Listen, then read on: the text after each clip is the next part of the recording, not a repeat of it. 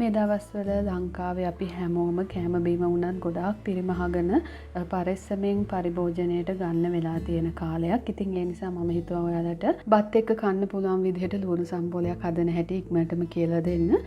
මොකද මේ එළඹුවක් නැති වෙලාවට උනත් ඔයාලට මේක හදා ගන්න පුළුවන් නිසා ඇත්තටම මේක ගොඩක් වටිනවා. ලුණු සලාදයට මම ගෙදරම තියෙන ලෙමන්, ඒ වගේම තක්කාලි, ඒත් එක්කම කොච්චි තමයි පාවිච්චි කරන්නේ. මොකද අමුමිරිස් හොයාගන්න නැති වුණා. ඒ වගේම අමුමිරිස් මිලත් ගොඩක් වැඩි වෙලා තියෙන නිසා මම මේ වෙනුවට අද මොන කොච්චි කරක් කීපයක් තමයි පාවිච්චි කරන්නේ. එහෙනම් අපි වැඩි වෙලා ගන්න නැති ඉක්මනටම බලමු කොහොමද ලුණු සලාද හදාගන්නේ කියලා. අපිට මුලින්ම විනාගිරි ටිකක් අවශ්‍ය වෙනවා. ගෙදර තියෙන ඕනිම විනාගිරි එකක් ඔයාලට අරගන්න පුළුවන්. ඊළඟට සීනිත් බොහොම පුංචි ප්‍රමාණයක් මේ විදිහට මේකට කලවම් කරගන්නවා. සීනි ටික මේ වගේ දේ වුණාට පස්සේ අපි මේක පොඩ්ඩක් පැත්තකින් තියලා ලුණු ටික කපා ගමු. ඉතින් ඔයාලා දන්නවා ලුණු ටික කපා ගන්න විදිහ එක මුලින් ඉඳලා පෙන්වන්න අවශ්‍ය වෙන්නේ නැහැ. හොඳට ලුණු ටික සෝදලා ගත්තට පස්සේ මේ වගේ සාමාන්‍යයෙන් ටිකක් පොඩි කෑලි වලට තමයි පෙති විදිහට තමයි අපි කපා ගන්න ඕනේ.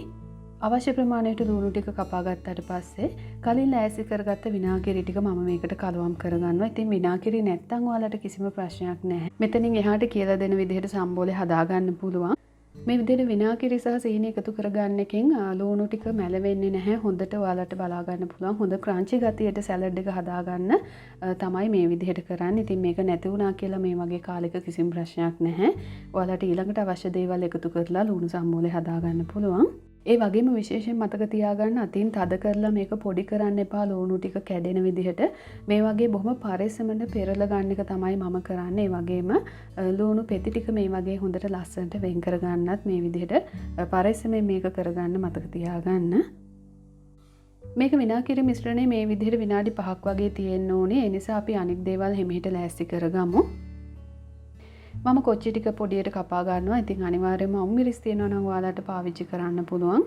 අමුමිරිස් වෙනුවට තමයි අද කොච්චි අරගත්තේ. ඒ වගේම තක්කාලිත් අවශ්‍ය ප්‍රමාණයට ගන්න.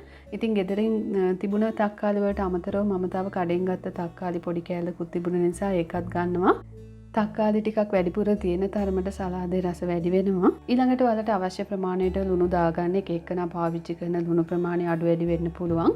ඒ වගේම ගම්මිරිස් කුඩු ටිකකුත් මම මේ විදිහට ඉහ ගන්නවා. ඉතින් කොච්චි ගොඩක් සැර නිසා ගම්මිරිස් කුඩු පොඩ්ඩයි පාවිච්චි කරන්නේ. ඊළඟට කපාගත්ත තක්කාලි වගේම කොච්චි ටිකත් මම මේකට දාගන්නවා. ඊළඟට ඔයාලට තියෙනවා නම් දෙහි පාවිච්චි කරන්න පුළුවන්. මම දෙහි වෙනුවට ලෙමන් ටිකක් තමයි එකතු කරගන්නේ. ඒ වගේම තියෙනවා නම් ඔයාලට උඹලකඩ ටිකක් පාවිච්චි කරන්න පුළුවන්. නැත්තම් කිසිම ප්‍රශ්නයක් නැහැ. මේක නැතුව උනත් සලාදේ හදාගන්න පුළුවන්. ඔන්න ඔය විදිහට තමයි ලුණු සලාදේ හදාගන්නේ. ඇත්තටම ඔයාලට වැඩි වෙලාවක් නැතුව ඉක්මනටම හදාගන්න පුළුවන් විදිහේ සලාදයක්. ඇත්තටම මේක හරිම රසයි. විශේෂයෙන් ඔයාලා කැමති එළවලුවක් නැත්තම් අපි සමහර වෙලාවට කියන්නේ අද නම් මාළු හරි නැහැ කියලා. අන්න ඒ වගේ වෙලාවට මෙන්න මේ වගේ සලාදයක් හදාගන්න පුළුවන්. අනිවාර්යයෙන්ම ඔයාලත් හදලා බලන්න. එහෙමනම් අද වීඩියෝ එකත් එක්ක එකතු වුණු ඔයාලා හැමෝටම ගොඩක් ස්තුතියි. තවත් මේ වගේ අලුත් වීඩියෝ එකකින් අපි ආයෙමත් ඉක්මනින්ම මුණ ගැහෙමු.